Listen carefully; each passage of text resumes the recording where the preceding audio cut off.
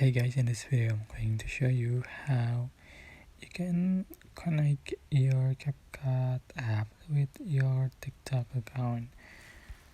So you can open the CapCut app and just going to open or just press me and click on three line, or you are just going to click on TikTok manage account, and I have been link it,